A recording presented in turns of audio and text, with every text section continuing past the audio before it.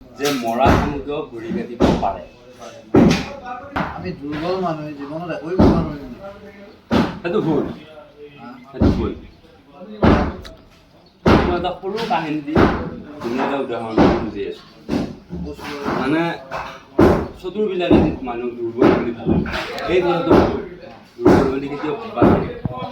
তাৰ কথা এটা তোমাক কওঁ, তাৰ আৰম্ভণিতে কাহিনীটো শিৰোনাম এটা কৈ যাওঁ যে মৰা মানুহকেও ঘূৰি কাটিব পাৰে। এখন গাঁও, আমাৰ বাবাহঁতকে আগৰ সময় আৰু তেতিয়া কাহিনী আৰু আজিৰ পৰা 50 বছৰ আগত আৰু মানুহবিলাক তাৰমানে ধনী নাছিল, ধনীবিলাক খুব কম, দুখীয়া আছিল। তাৰে ভিতৰত এখন ঘৰ মানে কি দুখীয়া, ল'ৰা দুটা, বাপেকটো মাকটো, আৰু তাৰ ওচৰৰ ঘৰখন মানে খুব ধনী, খুব তেতিয়া ধনী আৰু বুজি পাইছে নহয়, তেতিয়া ধনী বহুত।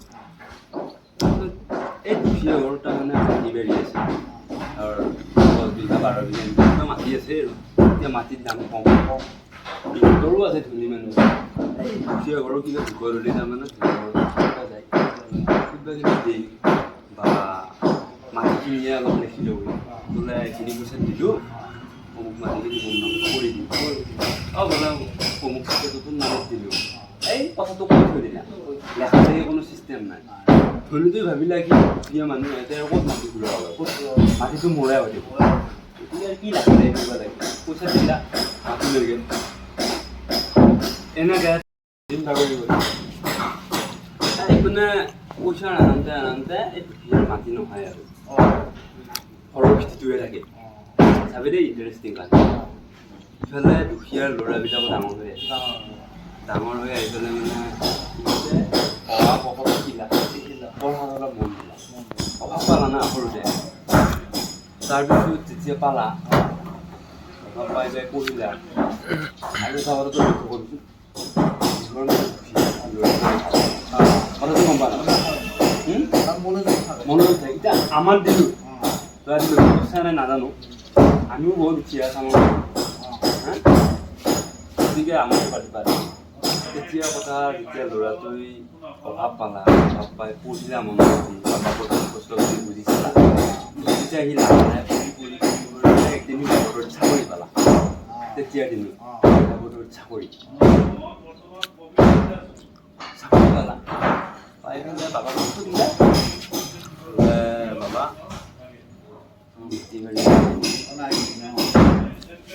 খেলটো আৰম্ভণি আৰু বোলে আমাৰতো মাটি বাৰী দেখাই নাই, লক্ষ্য কৰা নাই, মাটি আছে আমাৰ বোলে তেতিয়া ইমান ইণ্টাৰেষ্ট দিয়া নাই আৰু সিহঁতে পঢ়াত মনোযোগ দিলে না, বয়সো আমাৰ মাটি বাৰী নাই।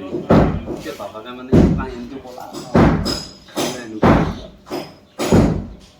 তেতিয়া অভাৱন্তে আমি পইচা দিছিলোঁ, মাটিখিনি নাম দিছিলোঁ ক'লা কৰি পেলাই দিন বাঢ়ি গ'ল।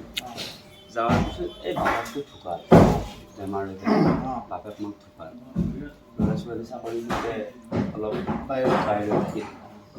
যেতিয়া আহিল পিছত আহি পেলাই মাটিটো বিচাৰিলে,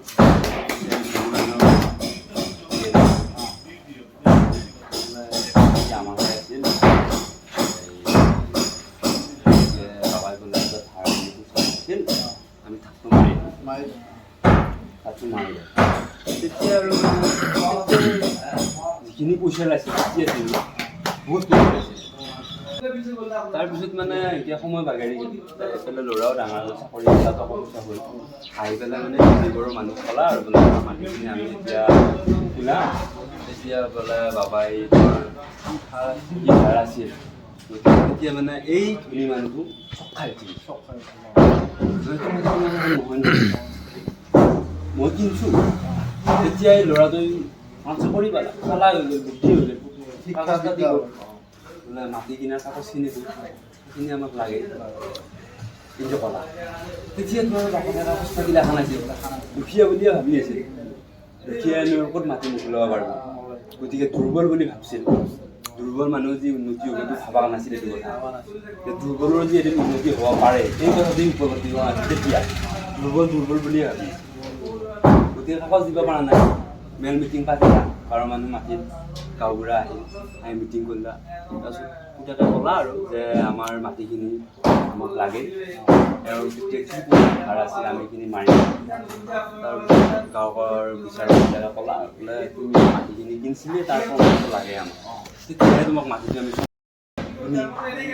কাগজ দিব পৰা নাই তেতিয়া ক'লা আৰু যে তেতিয়া তেনেকৈ মাটিখিনি কিনিছিলোঁহে কোনো ধৰ লেখা পঢ়া নহ'ল গতিকে ইমানখিনি টকাত মাটিখিনি লোৱা গৈছিল আৰু লেখা পঢ়া হোৱা নাছিল গতিকে যদি আকৌ প্ৰমাণে নাই তোমাৰ মাটিখিনিৰ নামত গতিকে মাটিখিনি কেনেকৈ কওঁ গতিকে মাটিখিনি তোমাৰ নহয় যি ধাৰ ধুৰ আছিল আৰু পুত্ৰই আদি তোমাক দি দিব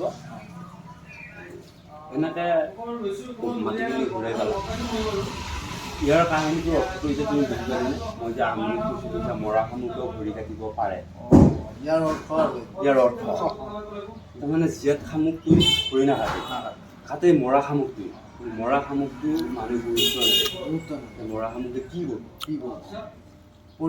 পৰি আছে কিন্তু সেইটোৱে যে এদিন ভৰি কাটিব পাৰে আজি এই কথাটো এই কাহিনীটোৰ দ্বাৰাই মই প্ৰমাণ কৰিলোঁ যদি কাহিনীটো ভাল লাগিছে আপোনালোকে লাইক কমেণ্ট শ্বেয়াৰ কৰি দিব আৰু এনেকুৱা নতুন নতুন ভিডিঅ' পাই থাকিবৰ কাৰণে চেনেলটো ছাবস্ক্ৰাইব কৰি দিব